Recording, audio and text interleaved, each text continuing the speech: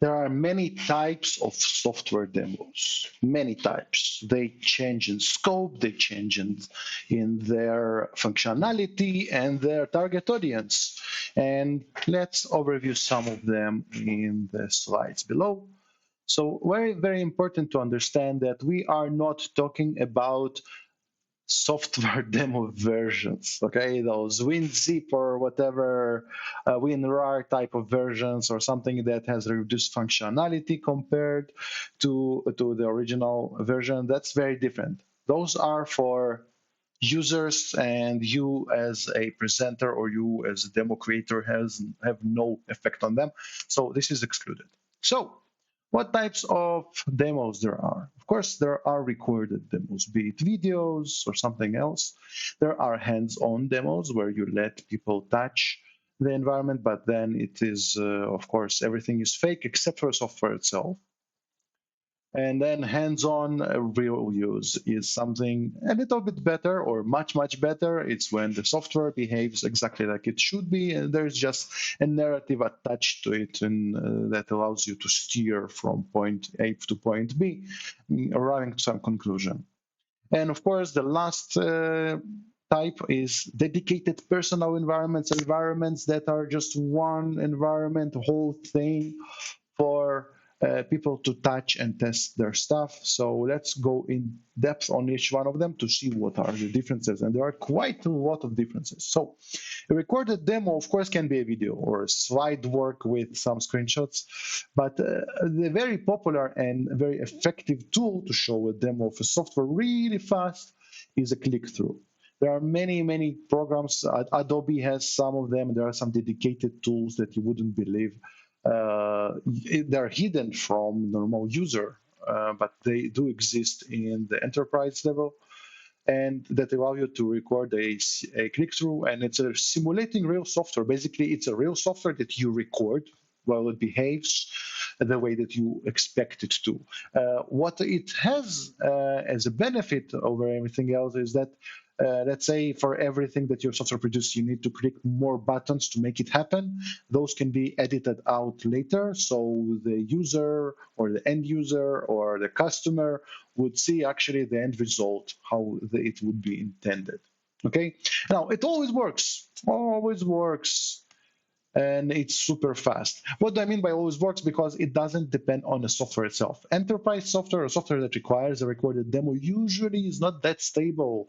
Usually people make mistakes with their mouse or forget about some kind of steps and everything. Recorded demo always behaves the same way, and it excludes all of those misclicked places, preparations, controls that make stuff happen on your screen as you go. So let's use a small example. You want to show a calculator application on your phone, right? So instead of making not exercises, but making some calculations that do not work or produce an interim result, what you can show is just all of the effective clicks that bring you from point A to point B, taking the same time, not deliberating, not waiting for anything else to happen, or removing all those notifications that pop up from the top of the screen, right? And it's super fast because everything is eliminated, okay? But they are still fake. And they also include the impossible demo. And that's just very, very interesting point of view. So in some cases, your software would include an unexpected result. Nowadays, the enterprise software includes AI elements to it, and AI needs to be trained before it behaves in a way that you want it to. So showing in live setting how it works, it's not always possible because sometimes it just depends on time. You cannot show a full day demo that actually has like 15 minutes of button clicking, right? So this allows you to capture the impossible demo, capture something that would not occur on your screen, but it's a functionality of the software that just might be, right? Now, in terms of who is it for? Well, it's good for short meetings when you introduce your software, something that you need to know in the big software and the enterprise software level. Before there is any decision made about purchasing some kind of software, people need to get familiar with it. And of course, there are multiple personas involved. There are senior staff, management, the C-suite people, and there's just middle management, lower management, and the practitioners, right? Each of them demands a very different approach from the demo presenter, right? So short meetings where you just make your pitch, show the software, and management would see and nod and say, well, okay, well, it goes to the direction that I want it to be. So definitely let's continue to something more complex. Okay, and the more complex is the hands-on script. Now, in the scripted software, of course, it would be a fake cause, right? So, for example, if you want to show your spell checking application on a big document to see how fast it is that it can capture everything that you need, you would prepare this document in advance. And you will load it into the system, and then you let your software run its magic on it. But you know exactly how it would react every single time. It's expected behavior. It is slower than recorded demo, of course. Now, you cannot divert from the narrative because it's not always possible to edit or add examples or something like that. Another example would be software that processes information and gives an output on the other side. And if you have a fake trigger to make this processing happen, well, then you cannot slow, okay? You cannot just stop and say, well, now let's discuss the mechanism, and then I'll show you the output. But the button was already pressed, and it will show you the output anyways, and the customer would know that, well, this is still still fake demo. It's still showing the functionality the way you intend it to be, but not the way it might happen when they do it, right? So further proof is required. So this kind of demo is super cool for several reasons. I'm not going to go into the very technical level of it. But when you show it to people, it's good for technical managers. They see the functionality that they had in mind, and they can compare what they expected with what you show them. Okay, and the first-time technicians also can comment on this kind of software, so it allows more time for conversation, and not necessarily spending on demo. Okay. Now, the real use is, of course, it has a fake cause. So the reason you meet and show the demo is, of course, fake. But the document from the previous example would be actually written in a live setting. It would be done, of course, in some expected manner, and there will be some mistakes and unexpected typos, right? Because people are typing fast to show the demo real quick, and then some unexpected things happen, right?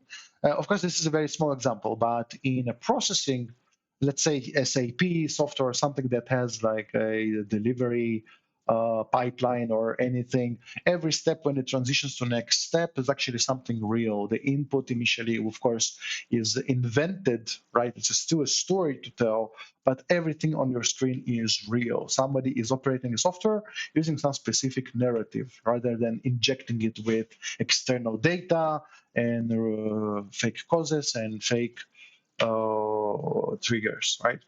Now, it allows you for a deep dive. You can stop and show every button what it does, what the menus show we're doing, and of course it allows you to divert from narrative. Some guys say, "Whoa, this is your spell checking software. Let's see how it works in German." And it's like, "Oh, well, okay, yeah, sure. Let me show you." Okay, and of course you can let the customer use it because, well, it's real software that are doing real stuff. So uh, there is no chance of them diverting very much from the narrative, and then they'll see that on the inside the software really sucks or is unready for this kind of presentation. Now it's unstable. Why unstable? Because now you are in a real world. If you remember yourself doing anything complex in the software world, you know that it's a trial and error, even for you as a proficient person. Designing something that is part of the bigger project, you're going to make mistakes and miscalculations and repeats. And during the demo presentation, while understandable in the grand scheme of things, it's not really a good option to see that it fails because it's based on this multi-server hybrid cloud setup that actually has problems of its own, and you made some shortcuts in order to create it, right? It's not really nice. So it is unstable, and you need to understand that it might happen. So prepare your audience properly. Now, in terms of use case, it's very good for practitioners, people that are going to really touch the software, because they are going to be interested to know what's on the inside, how it goes, brrr. Okay, now dedicated personal environments. Uh, it means that the software that you have or the whole setup is dedicated. It's just one person owns it. Nobody else gets to touch it. It means there is no responsibility for you changing anything towards other people, right? Nobody is touching your stuff, and you are not touching anybody else's stuff. So this is good for POC, proof of concept. In proof of concept, the customer would usually try to see how the tools behave in the context of their own needs, their own company, their own data, their own use cases, their own company culture, or something like that. So they would require a POC to see that it's just like a definitive proof that what you're talking about is not just great in the grand scheme of things, but also great when they use it. So POC building is really great on those kind of environments. But it's also the wild, wild west, okay?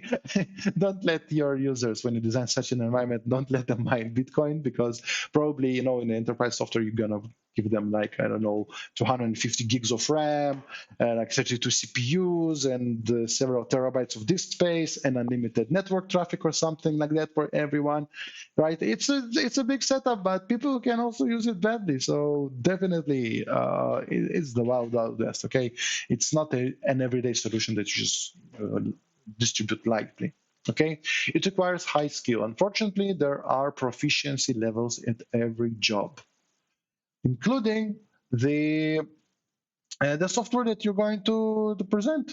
Some people are really good at talking about it, but some people are really good at designing it, and those are not the same people. So it means that less people would be able to show the demo in that kind of way, and also unproficient or incompetent or people that are just new for that specific software, when they show their stuff to customer, when they show their skills, then it will show that they're not ready, or they might, or the software is more complex than it was initially presented, right? Of course, it wastes a lot of time, so it was always should be like a last thing to do for customer demo, because it takes a lot of time to configure it the way somebody wants it.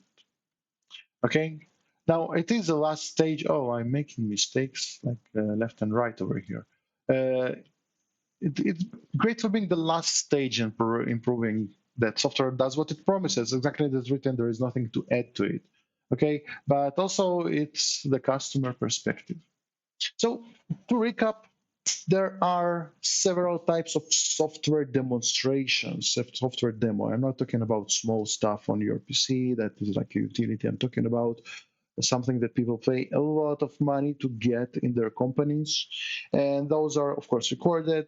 Those are scripted hands-on environments and real use hands-on environments with some intended use behind them, of course, but with real software.